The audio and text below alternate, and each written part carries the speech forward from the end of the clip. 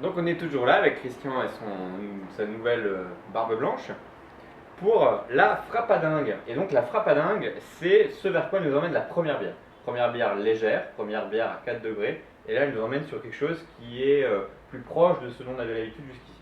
C'est ça, une IPA un peu plus traditionnelle avec 8 degrés 8, donc des houblons différents. Donc on n'a pas du tout les mêmes arômes. Là on est beaucoup plus sur les arômes d'ananas. Voilà. Alors au nez, c'est vrai qu'on est tout de suite sur ces fruits exotiques, mais en même temps mêlés de fraîcheur. Oui, c'est ça. Il y a quelque chose qui est très appétissant. De toute façon, on est vraiment sur des bières que j'ai choisies pour cette période estivale où il fait chaud, où on va manger dehors. Donc on peut très bien faire la petite frappe à l'apéro et manger avec la frappe à dingue. Donc sur des bières qui sont relativement peu alcoolisées, voilà, quelque chose qui ne tape pas dessus. Là on est à 8 degrés 8. Correct par rapport à de nombreuses bières qu'on a pu faire, qui elles ne seraient pas adaptées. Ouais. Puis pour manger, de toute façon, il faut une bière avec un certain degré d'alcool.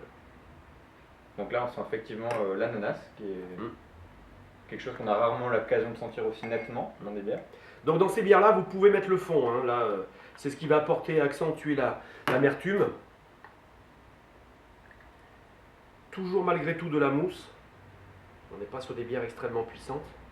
Voilà, elle est récalcitrante la mousse. Voilà. Une jolie couleur orangée, un peu trouble. Bah tienne. On sent la mâche, ouais. on sent que déjà cette bière elle a quelque chose. Donc encore une fois, une mousse qui est vraiment consistante, ouais. C'est un plaisir en fait de la voir, elle est là, elle reste, on peut la manger, on peut vraiment la... Et tu sais, quand je disais, si tu goûtes la mousse avant de goûter l'ensemble, tu vas avoir un concentré de goût, d'amertume, tu ressens tout.